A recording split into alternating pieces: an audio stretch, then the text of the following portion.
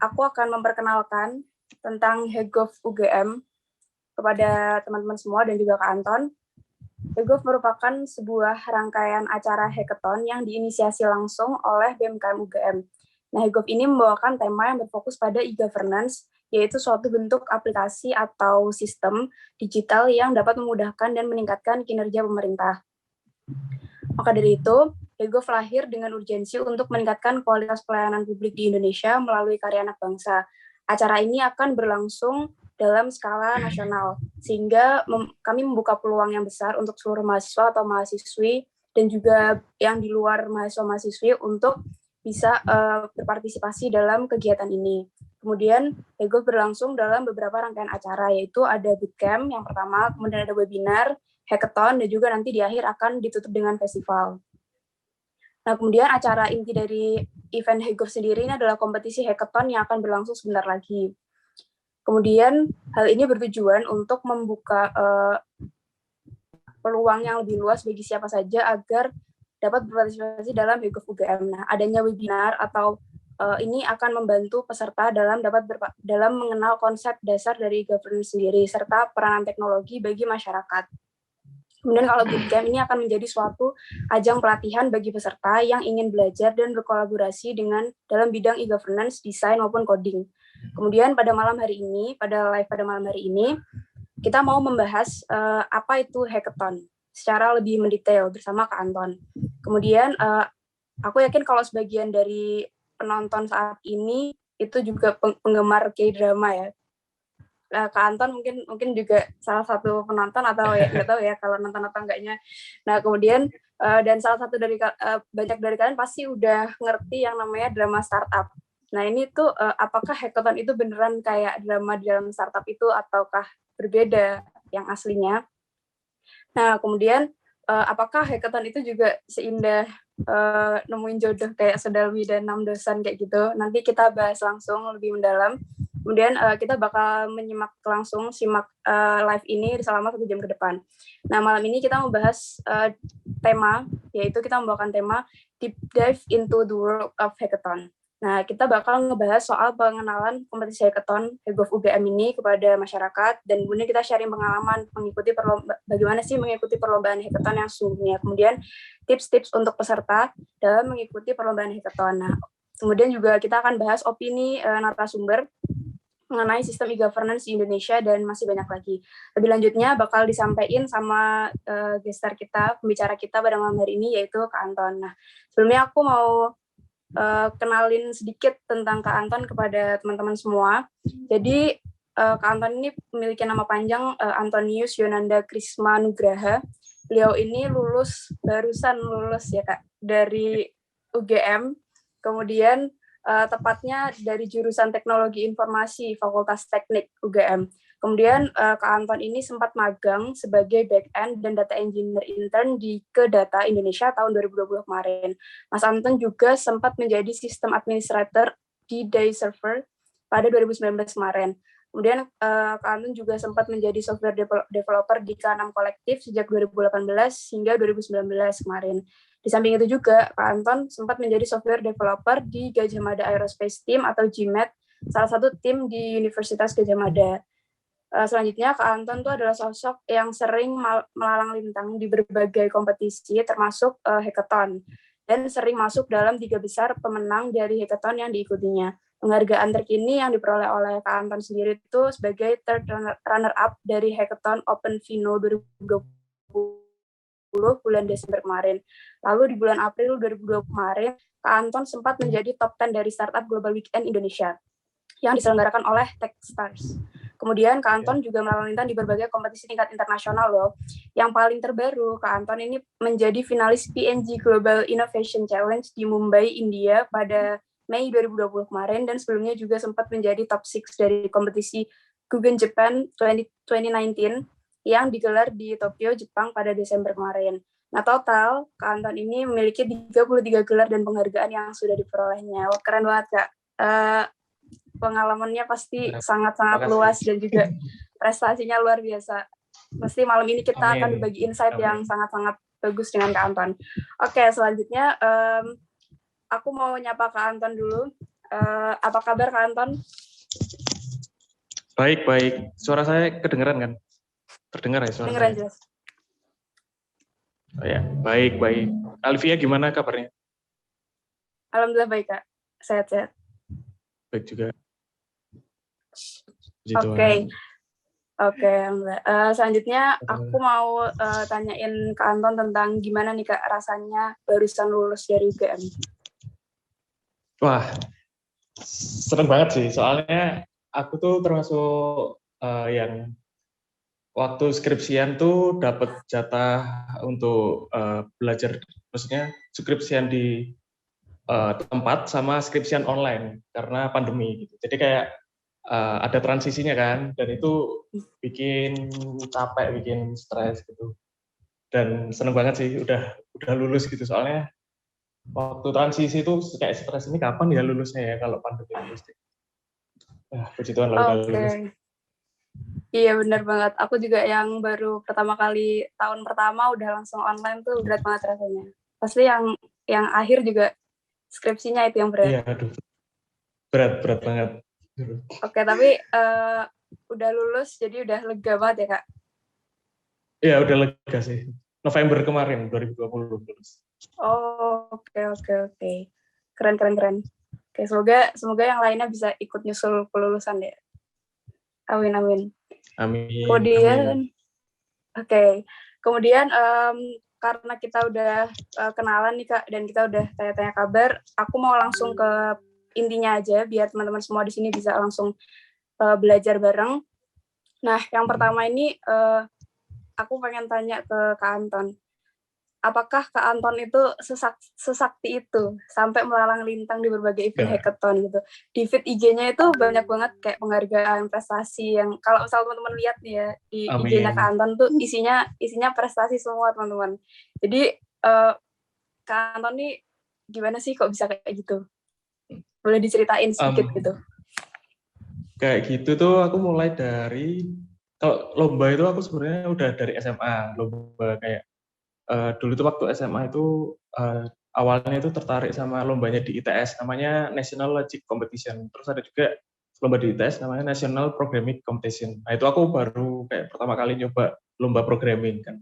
Nah sebelumnya kalau untuk lomba programming tuh aku udah untuk programming itu aku udah dari kelas 5 belajarnya. Karena aku SD itu swasta, jadi kayak kurikulumnya beda sama negeri. Jadi kayak udah belajar dari kelas 5 SD. Nah, waktu SMA itu nyoba lomba gitu. Oh, ternyata seru. Lombanya itu kayak lomba apa ya, kayak bagaikan nge-game gitulah menurutku waktu SMA. Jadi kayak mulai SMA itu udah sering-sering ikut lomba di bagian di programming, terus di matematika kayak gitu. Nah, terus waktu kuliah puji Tuhannya keterima di IT kan, di teknologi informasi, kayak ya yang aku udah cita-citakan dari lama gitu loh. Dan waktu 2018 kan aku angkatan 2016. Nah, waktu 2018 baru nyoba lomba-lomba lagi, dan wah makin seru ternyata. Ya udah, apalagi kalau lomba IT itu rata-rata banyak dan hadiahnya besar gitu. Lomba IT, bisnis, startup gitu selalu banyak dan hadiahnya besar. Nah, itu yang aku incer gitu. Soalnya juga lumayan buat uang jajan lah, buat bayar UKT gitu, beli PC, laptop gitu sih. Tapi kalau sebenarnya yang sering menang-menang lagi, maksudnya yang banyak menangnya itu banyak gitu di luar, kayak di UGM juga banyak, di universitas lain juga banyak yang lebih dari aku gitu, kayak yang tiap lomba selalu juara 1 itu ada juga gitu. Jadi ya sebenarnya saya masih itu. Tapi keren loh Kak, dari kelas 5 SD udah belajar coding itu kayaknya aku dulu kayak nggak kepikiran sampai kayak gitu deh. Kelas 5 SD ya Kak? Iya, itu aku karena kurikulum, jadi kurikulum TIK di SD ku kan swasta kan, jadi di SD ku swasta itu udah ada kurikulum untuk ngoding kelas 5 SD. Jadi pakai bahasa Pascal, waktu itu pakai ini Lazarus namanya di Linux gitu. Dan awalnya sih kayak berat, terus habis itu kayak seneng soalnya kayak seru gitu, kayak wah seru banget nih, cuman ngotak-ngatik ini bisa menghasilkan sesuatu. Dulu itu buat ini aku kalkulator online, kalkulator desktop apps gitu. Seru banget gitu, ya udah akhirnya seneng ngoding gitu. Oke, keren ya sekolahnya. Soalnya aku tuh baru dikenalin sama startup tuh ya Kak, waktu SMA. Aku juga swasta. Tapi baru diperkenalkan sama startup itu waktu aku masuk SMA. Jadi nggak dari SD.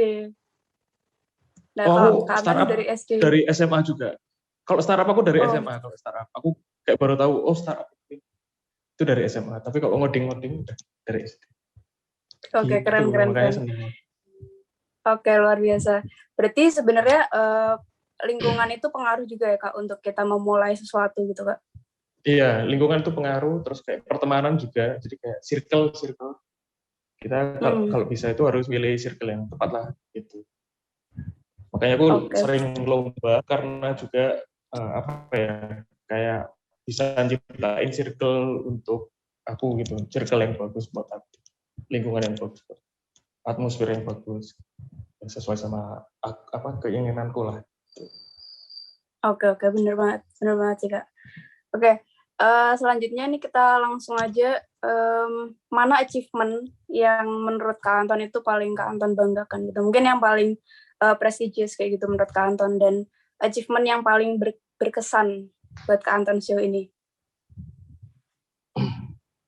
Kalau yang berkesan tuh yang di Jepang sih, soalnya yang di Jepang tuh sebenarnya apa ya, lombanya itu kayak kita nggak dikasih info yang detail kayak lombanya itu nanti gimana. Terus ternyata waktu hari H lombanya itu ada 2 ternyata. Aku kan kaget kan. Ya, kita satu tim itu kaget loh. Lombanya ada 2. Iya, nanti ada lomba yang pameran sama lomba untuk presentasi gitu.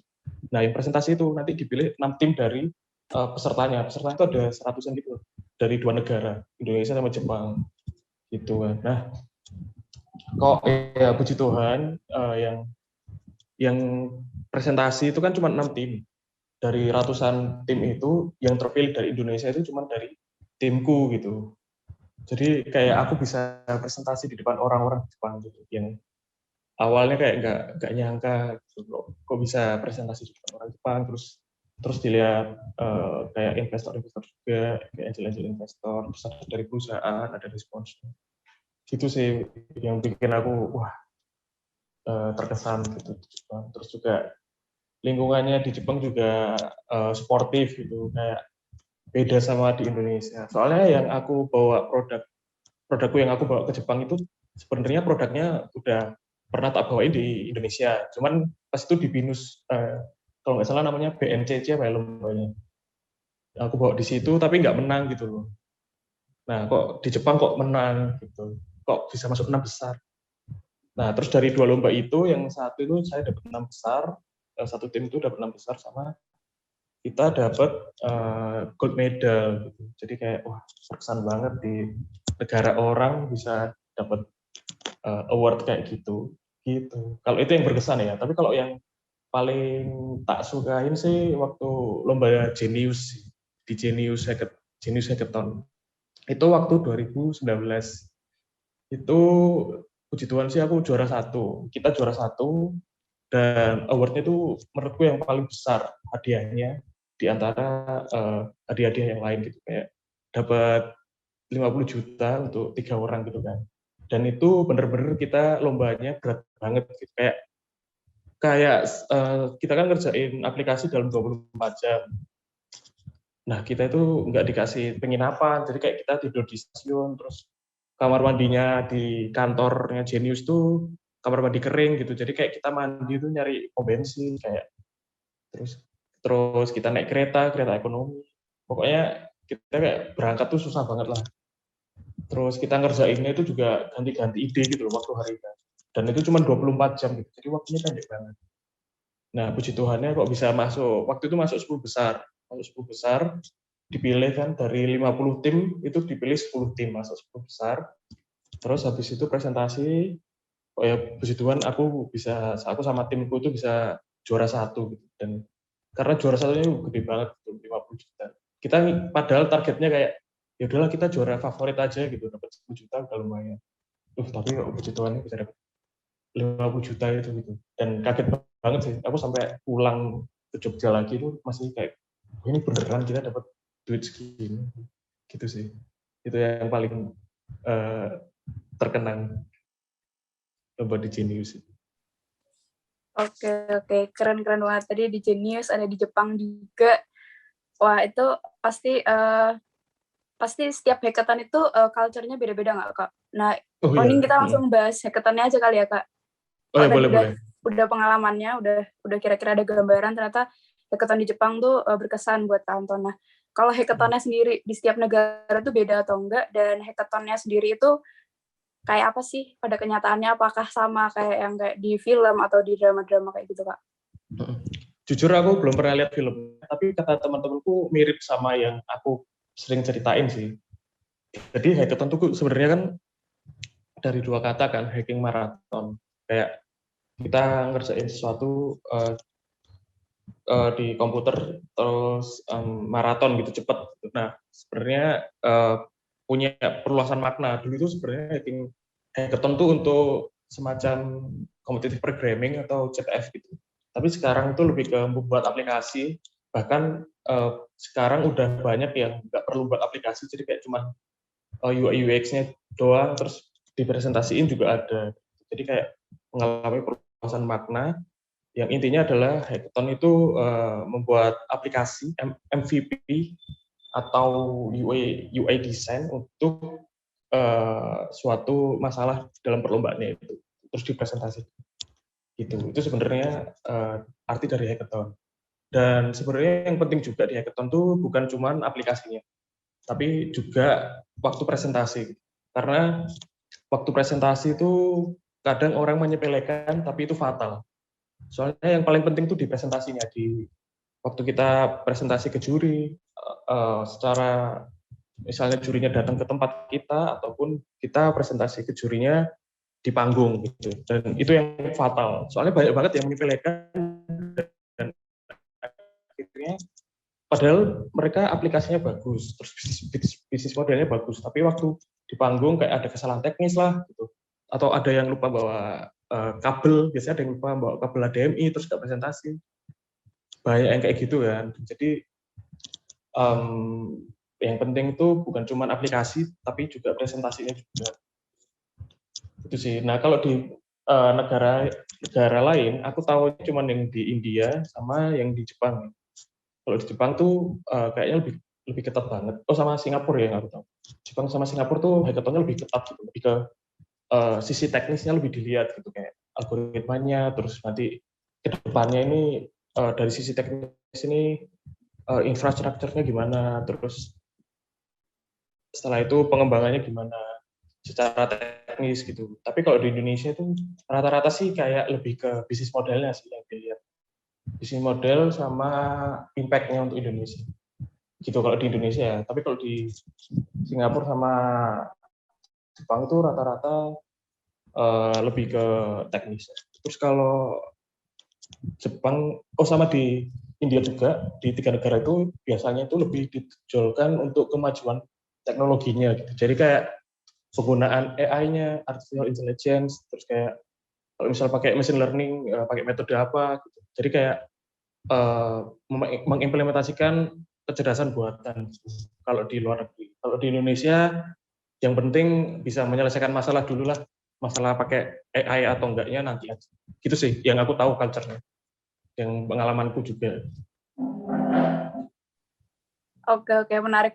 Jadi kita udah ada gambaran. Jadi ternyata di berbagai negara itu mereka menekankan hal-hal yang berbeda-beda ya Kak untuk di hackathon-nya sendiri gitu. Jadi tergantung kita mau lombanya nasional atau internasional, dan mereka juga menentukan apa biasanya tuh persyaratannya atau misalkan kayak ketentuannya tuh agak berbeda dikit gitu. Oke, selanjutnya jadi kemarin itu banyak yang nanya ke aku Kak. Misalnya kan aku kalau di gimana Kak? Patah-patah sebentar. Oke, halo. Oke, halo. Dengar nggak? Dengar. Kalau aku mau nambahin sih, tadi kalau di India sama Singapura itu ini sih, mereka kompetitif gitu orang kayak yang daftar banyak, terus mereka beneran jago, mereka beneran ahli banget. Gitu. Kalau yang di Singapura sama India, itu tadi aku mau nambahin. Udah lanjutin. Oke. Alex. Iya, Singapura juga waktu itu aku pernah ke sana. Mereka tuh terkenal dengan namanya kiasu ya, Kak. Jadi orang-orangnya tuh sangat-sangat kompetitif di bidang apapun kompetitif. gitu. Bener, betul. Nyari peluang ya. Mereka manfaatin peluang sih mereka. Bisa manfaatin peluang. Oke.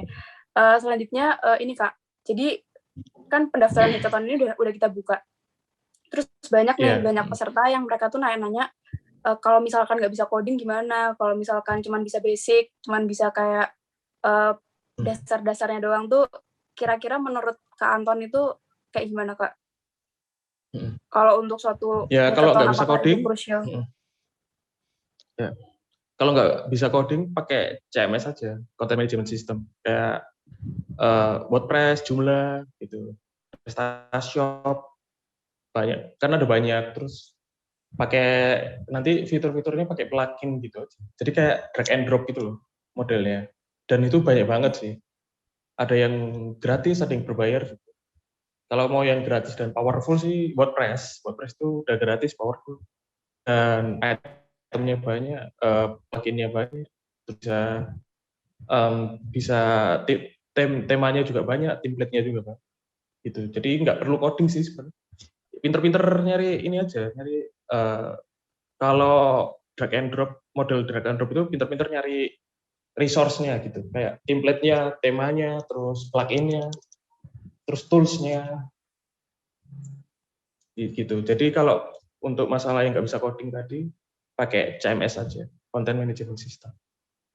Gitu. Oke. Yang berbayar juga ada, kayak sekarang tuh yang aku tahu yang berbayar tuh apa ya namanya, app apa gitu.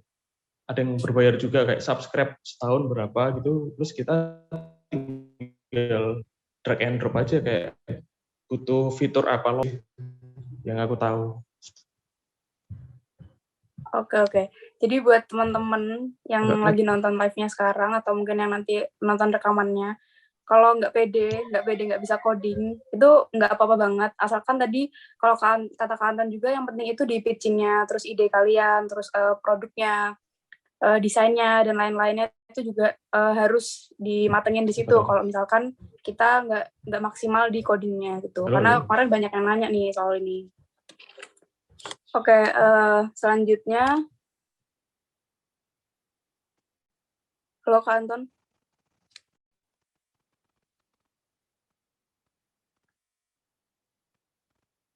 Oke, bentar ya teman-teman. Kak Anton kayak sinyalnya agak kurang bagus.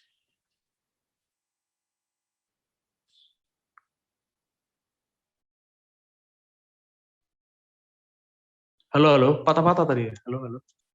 Sorry. Halo. Iya, udah lancar. Ya, lanjut. Tadi patah-patah. Putus kok. Oke. Iya, aku tadi cuma nyimpulin, aku cuma mau bilang ke teman-teman kalau kemarin kan banyak yang nggak pede karena mereka nggak bisa coding, gini-gini kan. Nah, tapi seperti apa yang aku simpulin dari pembicaraan Kak Anton tadi, yang penting itu adalah nanti ketika kalian bikin ide itu idenya jelas, atau misalkan produknya, terus kalian juga seenggaknya tahulah basic-basic programming atau bisa desain. Kemudian nanti kalau pas pitching, itu yang paling pentingnya nanti di akhir. Gitu ya, Kak? Iya, jadi kalau misalnya satu tim itu sebenarnya nggak perlu bisa coding semua.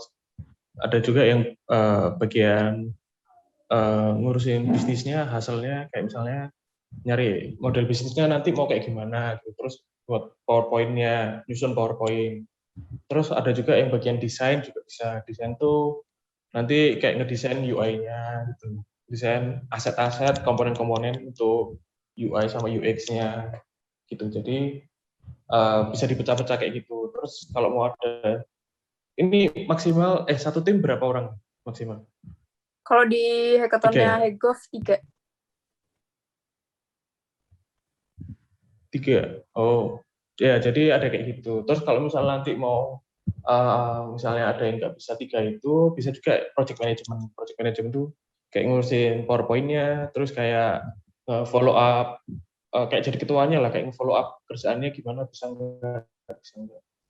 bisa nggak, apa yang kurang gitu. Soalnya kan waktunya cuma dikit kan, nggak tahu kalau online itu berapa lama ya, tapi kalau aku biasanya kalau offline itu 24 jam kan, jadi kayak harus di follow up terus, kita sampai mana nih kerjaannya, sampai mana gitu. Jangan sampai ada yang misalnya aplikasinya udah jadi tapi PowerPoint-nya belum gitu, atau enggak PowerPoint-nya udah jadi tapi aplikasinya belum. Duh, internetku jalan nggak? Jalan kan? Jalan kok, Kak. Gitu sih. Lancar-lancar. Oke. Terus aku mau nanya selanjutnya, kalau misalkan habis hackathon kayak gitu, produk yang dibawain ke Anton. Oke. Gitu sih kalau. Halo, Kak. Gimana? Halo. Kedengeran kan? Kedengeran, tapi patah-patah. Gimana? Oke. Jadi aku pengen nanya, kalau misalkan habis ikut hackathon gitu, produk yang dibawain ke Anton itu selanjutnya langsung diimplementasiin atau langsung dapet investor atau kayak gimana, Kak? Oh, kalau aku tuh kebanyakan kan udah tanda tangan MOU gitu kan. Itu biasanya kalau misal menang ataupun nggak menang tuh idenya untuk si perusahaan yang terkait gitu. Nah, aku nggak boleh pakai ide yang sama di lomba lain yang serupa itu dalam berapa tahun gitu, 2 tahun, 1 tahun, atau berapa bulan gitu. Udah ada perjanjiannya sih gitu. Jadi aku juga sebenarnya agak menyesal kayak produkku itu nggak tak implementasi kan. Jadi kan ada beberapa yang sebenarnya nggak ada perjanjiannya. Nah, tapi aku nggak implementasiin gitu. Padahal kalau diimplementasiin ya bagus banget gitu. Orang di perlombaan aja udah valid dan udah menang kan. Jadi kayak udah valid kalau idenya bagus, produknya bagus, bisnis modelnya bagus, tapi nggak tak implementasi. Sayang aja gitu.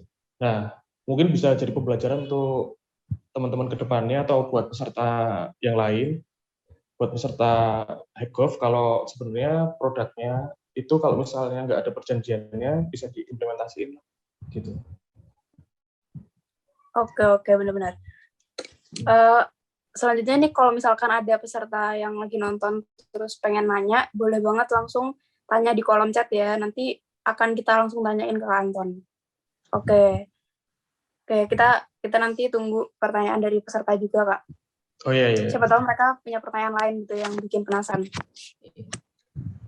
Pesertanya ini banyak. Berapa peserta yang udah daftar? Aku nggak buka live-nya sih, Kak. Aku cuma di Zoom ini. Oh iya. Wait.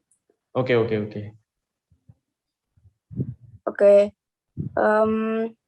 Selanjutnya, biasanya kan kalau hackathon ini kan ada kaitannya sama startup gitu, Kak. Nah, Kak Anton ada pengalaman nggak yang selain hackathonnya ini sendiri? Misalkan kayak pernah visit ke perusahaan mana yang itu juga membuat Kak Anton itu punya pandangan-pandangan baru tentang startup atau tentang IT gitu, Kak?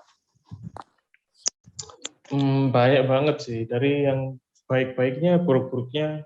Aku dulu waktu semester 3 itu volunteer di inkubator startup gitu. Jadi kayak aku tahu perkembangan gimana caranya startup itu hidup, berkembang, terus hidup gimana. Dari investor terus sampai pengembangan produknya. Itu aku kayak ada pengalaman volunteer di inkubator tersebut gitu, di Inovatif Academy di UGM. Itu aku ngerasain, kayak gini. Terus buruknya juga aku ngerasain kayak misalnya, nah ini kebanyakan orang entah startup ataupun untuk lomba itu biasanya nggak ini sih. Ini kesalahan utama orang-orang ya, nggak product market fit gitu. Product market fit tuh maksudnya antara produk sama pasar yang kita sasar, yang kita tuju itu nggak sesuai gitu. Jadi kayak misalnya ya contoh ya, aku dulu tuh waktu lomba di Jasara Harja itu ada ide, ada orang yang buat barang bagus gitu yang canggih. Jadi dia buat helm yang bisa starter motor gitu. Jadi kayak kalau orang udah pakai helm, udah diceklekin, itu nanti motornya nyala sendiri. kan canggih kan, bagi orang-orang canggih. Nah, terus ini ternyata ada hole-nya di sana, ada yang ada apa ya kayak semacam kesalahan besar di situ juga. Kayak misalnya kan kalau kayak gitu berarti orang kalau maling kan lebih mudah untuk maling, soalnya orang dipakein helm doang motor bisa nyala. Nah kayak gitu tuh misalnya kayak ya sebenarnya teknologinya canggih tapi nggak product market fit. Itu yang aku pengalaman. Jadi setiap lomba itu aku pasti ada pengalaman lah kayak oh iya ternyata produk kayak gini itu nggak sesuai sama pasar, nggak sesuai sama permintaan perusahaan atau instansi atau pemerintah yang ngadain lomba gitu sih. Nah saranku juga jadi teman-teman kalau bisa buat produk yang sesuai sama selain produk market itu ya, itu adalah urgensi. Urgensi itu seberapa penting produk ini untuk misalnya kalau ini berarti Indonesia kan Hekov. Seberapa penting produk ini untuk Indonesia. Misalnya kalau ada produk ini nanti efeknya kayak gimana, impact-nya kayak gimana. Nah kalau nggak ada produk ini, kira-kira impact-nya kayak gimana? Apakah kalau nggak ada produk ini Indonesia baik-baik aja? Tuh. Kalau Indonesia baik-baik aja berarti ya ngapain kita buat produk ini? Kalau kita sebenarnya udah baik-baik aja tanpa nyiptain produk ini. Kayak gitu sih. Jadi dilihat dari product market fit sama urgensi. Terus apa ya? Aku juga kan udah berkali-kali hackathon kan. Jadi kayak hackathon di pemerintahan, di startup, di perguruan tinggi, terus di perusahaan swasta itu kayak beda beda banget cara penilaian sama culture-nya gitu. Ada yang biasanya kalau di pemerintahan tuh kayak ya yang penting bagus banget dan impact-nya bagus lah untuk masyarakat, itu biasanya menang. Ada juga yang kalau di startup itu yang penting inovasinya. Jadi kayak inovasinya itu kalau yang di pemerintahan tuh biasanya kayak inovasinya nggak bagus-bagus banget. Yang penting masyarakatnya masyarakatnya beneran tertolong gitu. Itu biasanya kalau di pemerintahan. Tapi kalau di kayak perusahaan swasta itu biasanya nyari inovasi yang baru. Gitu. Jadi kayak mereka ngadain lomba itu untuk nyari inovasi atau produk baru gitu yang selama ini belum terbesit di mereka. Makanya mereka biasanya ngadain lomba kayak gitu. Itu biasanya kalau perusahaan swasta. Kalau di startup itu juga kayak gitu. Mereka nyari fitur baru sih kalau startup biasa. Jadi kayak nyari fitur apa yang kira-kira sesuai sama visi misi mereka. Gitu. Nah itu tips dari aku untuk 3 jenis penyelenggara dari hackathon. Nah kalau Hackgov berarti fokusnya ya tadi yang penting tuh untuk masyarakat dulu. Masyarakat tuh beneran terbantu nggak? Entah nanti canggih atau enggaknya ya nanti. Gitu sih biasanya kalau di pemerintahan. Lagi Hackgov. Gitu. Oke, ini sangat membantu teman-teman banget nih buat yang pada masih bingung idenya harus kayak gimana. Terus kira-kira ideku penting apa enggak, bisa diimplementasiin atau enggak. Nah, itu balik lagi ke acara yang menyelenggarakan. Kita fokusnya kemana? Nah, karena kita ke pemerintahan, jadi kayak apa yang Kak Anton tadi bilang, kita harus bikin sistem yang bisa punya impact yang bagus buat masyarakat. Karena yang dilihat dari Hekov juga itu yang nantinya akan dinilai sangat sangat tinggi. Masalah canggih atau enggaknya itu bisa belakangan ya Kak? Iya, belakangan aja. Gitu. Oke. Selanjutnya aku mau nanyain ini deh Kak, kan tadi kita udah banyak bahas tentang hackathon dan karena Hekov sendiri itu tema utamanya e-governance. Nah, aku pengen nanya ke Kak Anton, menurut Kak Anton, opini Kak Anton tentang sistem e-governance di Indonesia saat ini tuh kayak apa, masih sejauh apa, dan apa sih yang masih kurang gitu menurut Kak Anton? Kalau menurutku, kalau dibandingin negara lain sih banyak banget. Kayak misalnya aja kayak kemarin tuh ada kasusnya ini kan si Tretan Muslim yang stand up comedian itu, dia kan daftar KTP, datang ke onsite, kayak memperbarui KTP gitu kan, datang ke onsite ternyata disuruh ngisi online, jadi dia pulang terus ngisi online. Setelah ngisi online, formnya harus dicetak terus dikirim lagi ke offline lagi. Jadi kayak kalau kalau sekarang itu yang paling harus dibenahi itu birokrasinya. Jadi kayak kalau misalnya semuanya udah online, ngapain birokrasinya itu panjang gitu. Kan online itu harusnya udah terpadu, terintegrasi, tersistem. Ngapain harus birokrasinya panjang gitu. Itu sih yang perlu dibenahi. Terus menurutku juga apa ya, kurang terintegrasi itu. Kayak antara satu dinas, satu kementerian dengan yang lain itu nggak satu pintu, apa ya, di belakangnya itu nggak jadi satu gitu loh, kayak satu database, satu database gitu. Kayak harus, kalau misalnya kita daftar di kementerian ini, kita nanti kalau ngurus berkas di kementerian lain harus fotokopi KTP lagi, harus isi form lagi. Itu sih nggak terintegrasi. Soalnya pengalamanku ke e-government itu lebih banyak buruknya daripada bagusnya. Kayak misalnya aku dulu buat ini, aku ingat tuh buat apa tuh, buat visa sama buat paspor, buat paspor tuh dulu itu waktu aku buat paspor itu waktu transisi dari offline ke online, kan. Transisi dari offline ke online, dan ternyata daftarnya itu harus lewat aplikasinya, dan daftarnya itu dikasih waktu, jadi kayak hari Jumat sampai Sabtu gitu, ingat gue ya, hari Jumat sampai Sabtu, terus minggunya ditutup lagi sampai hari Kamisnya gitu. Jadi kayak disuruh ngisi di hari Jumat sama Sabtu gitu. Padahal kan sebagai anak kuliah biasanya Jumat Sabtu kan banyak proker, banyak kegiatan mahasiswa gitu kan. Jadi kayak aduh kelupaan lagi. Dan kenapa ya? Terus ini sama, harusnya kan kalau kita daftar online, misalnya daftar untuk berkas online, harusnya itu ada penjadwalannya kan. Jadi kayak kita nggak perlu antri lagi gitu. Tapi kenyataannya ya kita datang ke tempatnya untuk ngirim berkasnya itu antri lagi.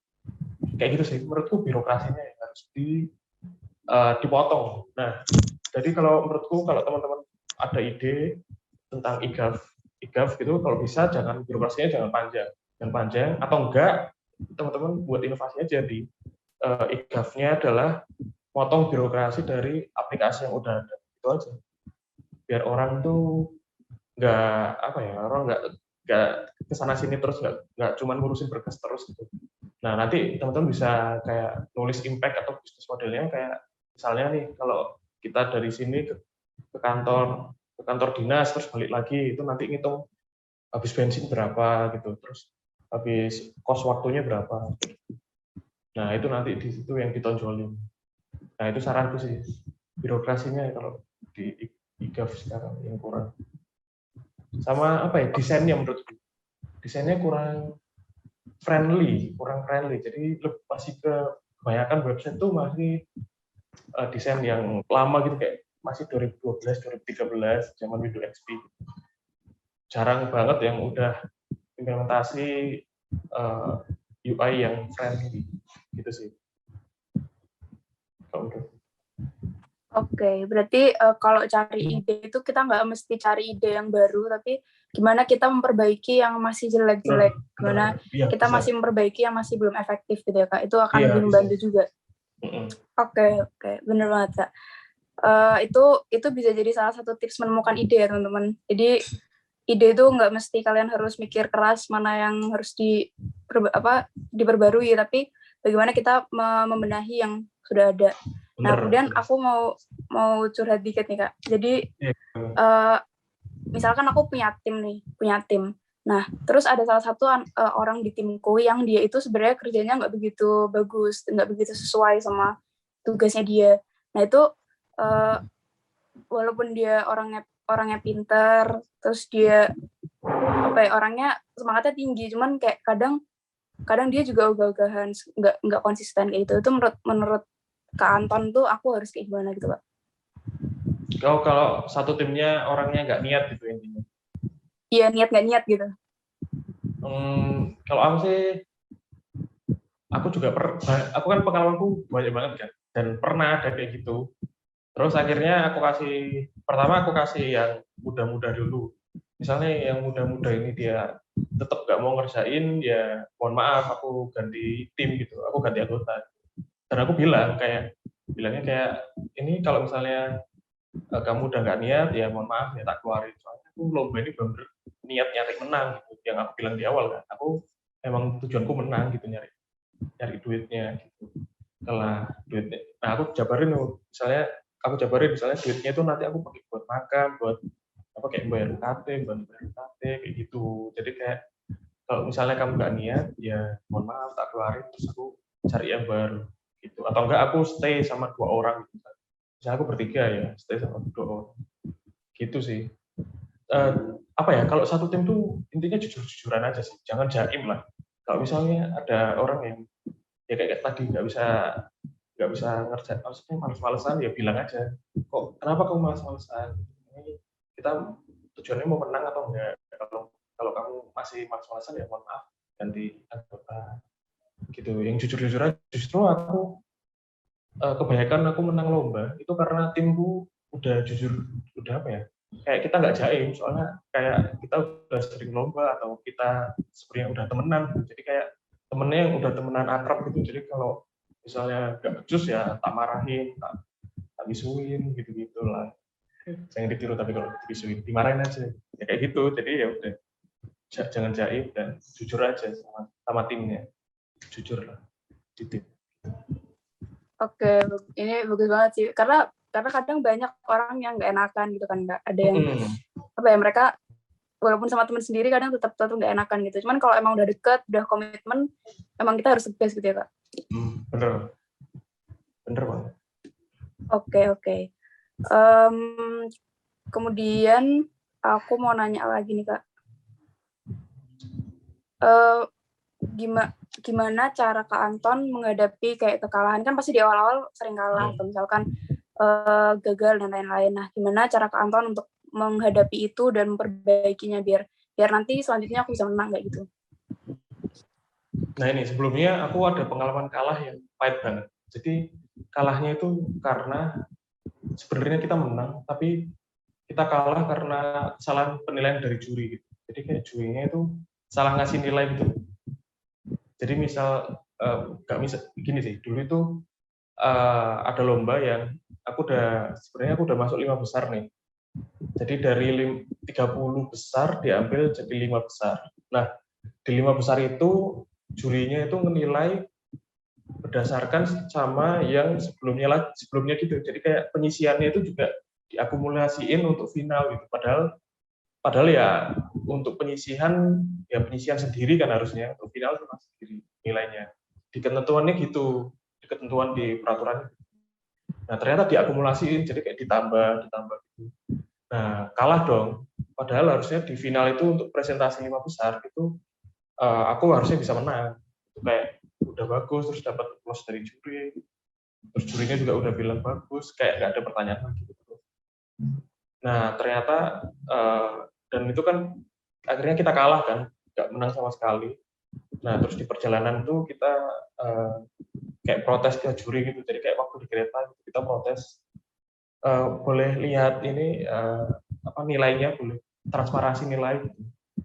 Nah ternyata kita sebenarnya juara 1 sebenarnya. Nah tapi karena diakumulasiin, jadi kita peringkat 5. Nah peringkat 5 itu kita nggak dapat hadiah sama sekali, nggak dapat juara. Dan itu juara satunya itu harusnya kita dapat 50 juta. Gede banget kan. Jadi kayak wah, kekalahan pahit karena kesalahan teknis. Terus ya udah pulang, jadi nggak bisa diprotes lagi.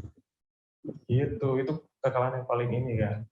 Nah kalau saranku untuk ngadapin sih, aku dulu awal-awal juga sering kalah kan, jadi tapi aku kayak menikmati lombanya gitu, kayak kan aku bilang tadi kan, waktu SD itu kayak aku nganggep coding itu kayak game gitu, kayak nge-game gitu loh, jadi kayak seru banget. Jadi kayak kalau aku kalah ya udah kayak main game aja, kalah menang awal-awal gitu. Nah semenjak ada kekalahan yang pahit tadi, jadi kalau ada kekalahan lagi itu kayak udah biasa aja gitu. Jadi kayak alah dulu aku pernah kalah kalah secara kesalahan teknis 50 juta lagi nggak aku bawa pulang. Gitu. Jadi aku kayak udah berdamai aja. Kalau kalah ya udah emang kalah karena skillku kurang atau produkku kurang atau presentasi kurang, bisnis modelnya jelek, gitu, impact-nya jelek, gitu loh. Itu sih.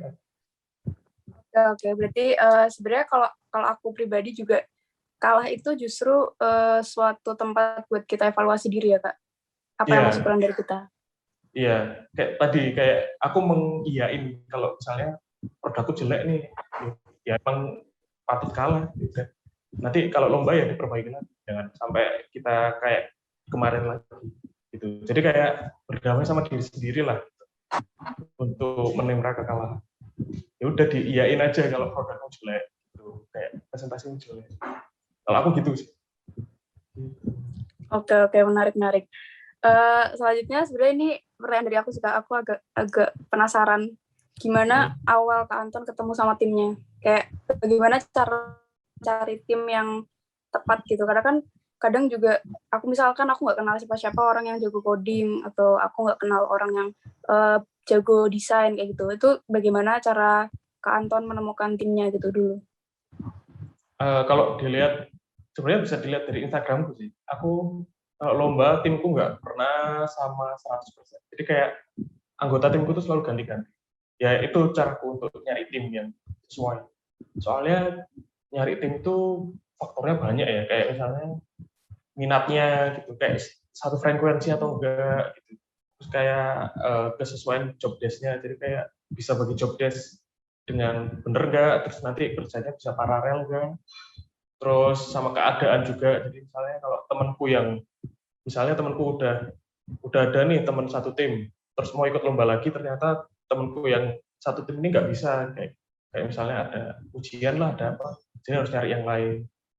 Nah jadi faktornya itu banyak banget gitu. Jadi kalau saranku sih daripada nyari tim mending langsung aja teman dekatmu atau yang menurutmu kira-kira satu frekuensi dan minat untuk lomba, biar nanti kalau kalah misalnya atau kalau nggak sesuai kan baru kerasa kalau lomba kan, ya kan, kalau lombanya baru kerasa oh nggak sesuai nih sebenarnya satu tim sama ini, ya udah nanti di lomba selanjutnya cari lagi gitu yang anggotanya nggak sesuai tadi gitu. Kalau aku sih gitu, jadi saranku sih ikut lomba terus-terusan sih biar dapat tim yang sesuai, yang mantap, yang bagus. Terus juga kita dalam tim itu juga berkembang gitu. Jadi kayak misalnya kalau misalnya aku ya udah sering ikut lomba, nah aku yang waktu udah ikut 20 lomba itu beda banget sama waktu aku yang masih ikut satu lomba. Jadi kayak aku selalu mikir kalau orang ini misalnya temanku X ini kalau udah lomba banyak, udah pengalaman kerjanya banyak, itu aku nggak nganggap dia kayak dulu lagi gitu. Jadi kayak dia ini udah berubah gitu. Kalau aku sih kompleks sih. Nah saranku ya tadi ajak aja teman terdekat yang menurutmu satu frekuensi dan minat lomba, terus ikut lomba sekali, terus kalau nggak cocok ya ikut lomba gitu. Kalau aku gitu. Oke, berarti emang dari segi timnya tuh kita butuh penyesuaian, kita butuh penilaian terhadap satu sama lain dengan mencoba itu ya Kak? Bener. Oke, menarik banget ini pembahasan malam hari ini karena kita bahas tentang hackathon yang menurut aku juga hackathon ini dari tahun berapa ya Kak boomingnya itu? Awal boomingnya itu tahun berapa sih Kak? Kalau boleh tahu. Booming seingatku 2017, 16, 17 itu booming. Terus 18 tuh mulai banyak, 2017-18 tuh mulai kayak banyak banget gitu. Dulu kayak sebulan tuh ada satu hackathon. Jadi kayak bulan apa ya? Tahun berapa itu? Jadi kayak tiap bulan tuh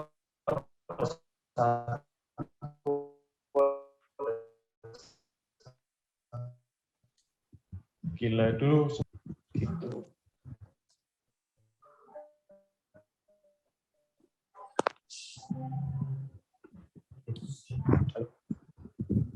Halo Kak.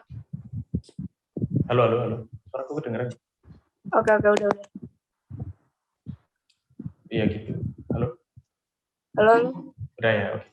Oke. Gitu sih. Nggak, berarti dulu satu bulan tuh bisa ada satu hackathon gitu ya. Jadi kayak rutin gitu ya, saking dulu boomingnya.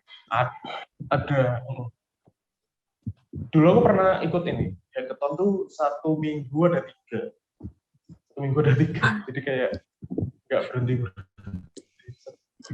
Aduh, Beneran, itu aku hektik inget ya? bulan November 2019. Hektik, 1 minggu ada 3.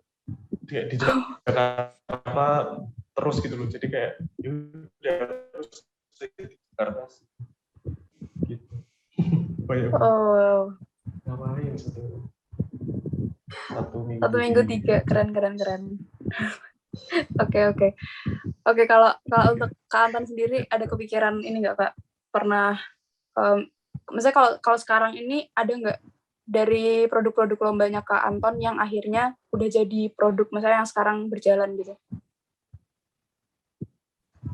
Nah, sebenarnya aku ada sih yang udah tanda tangan perjanjian gitu di perusahaan ini Modena Indonesia. Itu aku buat water heater gitu kan. Waktu terus dapat base teknologi. Nah, tapi aku juga dikontrak gitu. Nah, tapi karena pandemi jadi kayak perjanjiannya itu ditunda dulu gitu. Entah ditunda atau entah dibeli idenya gitu, aku lupa. Kayaknya ditunda deh. Ditunda jadi ya nggak lanjut lagi gitu. Terus dulu Jasara Harja itu juga aku buat chatbot kan. Terus chatbotnya diakuisisi lah sama Jasara Harja. Jadi kayak hadiah lombaku itu termasuk uang untuk ngakuisisi aplikasi chatbotnya. Banyak sih kayak gitu. Dulu juga Genius itu juga aplikasiku akhirnya diimplementasiin gitu. Jadi kayak ya hadiahnya itu yang untuk hadiahnya itu dana akuisisi gitulah gitu. Terus ya udah diimplementasi. Kayaknya sekarang udah terimplementasi di Genius untuk perencanaan keuangan. Dulu aku buat perencanaan keuangan untuk yang Genius tadi, yang Genius Hacker. Apalagi ya? Oh, yang di Jepang itu kemarin tuh sempat mau didaftarin itu kan HKI kan, HKI kan. Nah, cuman waktu itu udah ditawar sama ada orang dari Kemensos sama Dinas Sosial, cuman karena pandemi jadi ditunda juga gitu. Soalnya orang Dinas Sosial sama Kemensosnya sibuk ngurusin pandemi kan, ngurusin bansos. Jadi udah akhirnya nggak lanjut lagi gitu. Jadi emang pandemi ini titik balik lah, sempat jatuh ya itu kayak harusnya ada proyek banyak jadi nggak jadi, terus harusnya ikut lomba. Dulu itu sebenarnya aku ikut 2020 itu ada Genius Hackathon lagi, ada Hackathon Genius lagi bulan Maret. Nah, kebetulan bulan Maret Hamin 3 lomba itu ada pengumuman yang pasien 1-2 COVID itu, yang pasien 1 COVID, pasien 2 COVID itu langsung di lockdown kan. Jadi semuanya diberhentiin di lockdown, lombanya akhirnya ditiadain. Ya udah jadinya nggak jadi lomba, padahal udah masuk grand final itu yang Hackathon Genius 2000. Gitu. Akhirnya nggak jadi lomba, ditiadain.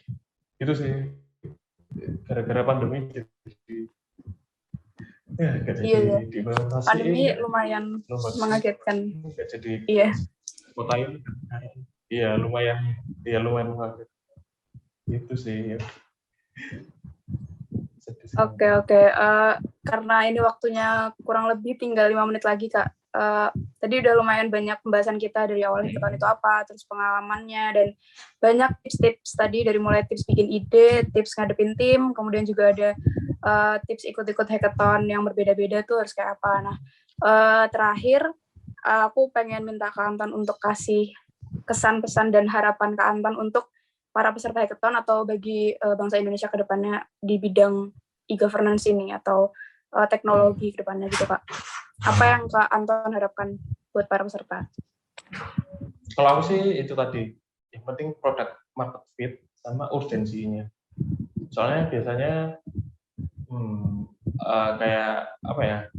Yaitu product market fit tuh mencakupi yang tadi kayak birokrasi tadi itu termasuk product market fit. Kayak ya kan nggak mungkin ada orang mau misalnya mendaftarin dokumen gitu, udah online tapi harus datang offline, harus fotokopi ini, terus balik online lagi, kan berat kan. Nah, jadi intinya kalau mau buat produk itu, mau buat aplikasi itu product market fit yang utama. Itu, terus urgensinya. Jadi kayak, ini kira-kira produknya emang beneran dibutuhin sama negara Indonesia, sama rakyat enggak gitu. Kalau nggak ada produk ini, Indonesia bakal biasa aja enggak? Kalau bakal biasa aja ya nggak usah, ngapain kita buat produk.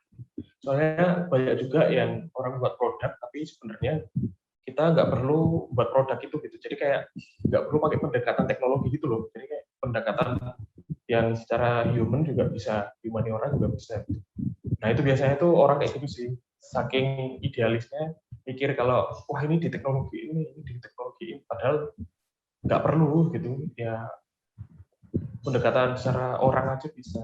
Itu biasanya. Jadi yang penting itu product market fit sama ini apa urgensi kalau untuk buat produk. Tapi untuk tim ya itu tadi, kalau misalnya teman-teman ini baru mulai ikut lomba, baru pertama kali ikut lomba, ya kalau saranku ikut aja gitu, kayak ajak teman-teman yang sekiranya satu frekuensi. Yang penting itu satu frekuensi dulu sih, satu frekuensi, terus udah bisa belak-belakan gitu, maksudnya udah bisa jujur ke temennya, terus kalau bisa yang minat juga sama lombanya. Jadi jangan terpaksa. Itu sih intinya. Pertama satu frekuensi, terus yang minat sama lombanya, sama yang bisa jujur atau belak-belakan. Gitu. Dan intinya itu sih pasti bisa. Soalnya biasanya itu kalau aku gagal itu ya aku nggak jujur sama satu timku, misal bisnis modelnya jelek nih gitu, tapi aku nggak jujur gitu. Ya tak maklumin gitu. Nah itu jangan gitu sih. Sama nggak sesuai gitu, kayak misalnya butuh untuk buat PowerPoint, buat presentasi, tapi ternyata nggak ada yang bisa. Ya udah akhirnya ya nggak menang gitu, karena emang nggak ada yang capable untuk buat presentasi. Jadi ya saranku tadi itu kalau buat. Terus saranku kalau misal nanti menang, ya produknya kalau bisa diimplementasikan. Soalnya kan emang tadi yang sesuai sama saranku nomor 2, kalau buat produk kan ada urgensinya. Dan ya tau lah, negara kita kan lagi urgent banget untuk banyak masalah gitu, pendidikan yang online, terus yang sekarang kesehatan, kan urgent banget. Nah kalau saranku, kalau bisa diimplementasikan, produknya diimplementasikan. Nah kalau yang kalah, produknya juga kalau bisa diimplementasikan juga. Soalnya menang kalah itu apa ya? Menang itu kan berarti misalnya juara itu ada 3, ya berarti 3 itu yang terbaik gitu loh. Bisa aja yang terbaik itu hasilnya 10 gitu, tapi kan kita ngambil terbaik dari yang terbaik gitu. Jadi kalau yang kalah jangan patah semangat, diimplementasiin juga aja. Dibuat aja, kayak misalnya dibuat produknya, terus dipromosiin di Instagram lah, di Twitter, di YouTube, di TikTok gitu. Nanti mungkin dapat atensi dari orang-orang ya, atau investor yang mau masuk ke kalian gitu sih. Jadi kalah itu bukan akhir dari segala, menang juga bukan awal dari segalanya juga gitu. Oke, mantap banget nih. Dari awal pembicaraan nih emang udah menarik ya, dari topiknya tentang hackathon, terus juga aku berharap semoga teman-teman semua yang nonton live pada hari ini atau misalkan nanti nonton recordingnya bisa benar-benar kebantu, bisa benar-benar apa yang disampaikan sama Kak Anton tadi selama live bisa benar-benar kasih dampak yang langsung bisa diterapin sama teman-teman semua. Dan tadi kita udah bahas satu-satu, dari mulai timnya, kemudian hackathonnya, kemudian juga nanti setelah hackathonnya bahkan juga dibahas tadi. Semoga bisa bermanfaat buat teman-teman semua, dan aku mau ngucapin terima kasih banyak buat Kak atas partisipasinya pada live pada malam hari ini.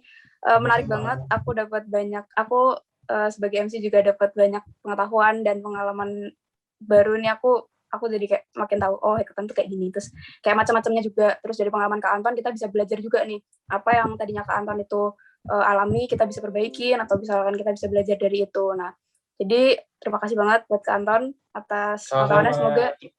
Semoga sukses selalu. Ntar kalau hackathon lagi bisa menang semakin baik lagi, dan semoga bisa kedepannya bisa semakin sukses selalu Kak Anton. Amin. Makasih juga Olivia sama Head of GM udah ngundang juga. Oke, sama-sama Kak. Semoga kita bisa ngobrol-ngobrol lagi di lain kesempatan. Ya. Untuk malam ini aku cukupkan live pada malam hari ini sampai saat ini. Jadi terima kasih buat teman-teman semua yang udah nonton juga. Semoga kalian sukses semua. Buat teman-teman yang lain juga, aku mau ucapin terima kasih. Oke, wassalamualaikum warahmatullahi wabarakatuh. Nama budaya, salam kebajikan. Selamat malam semuanya.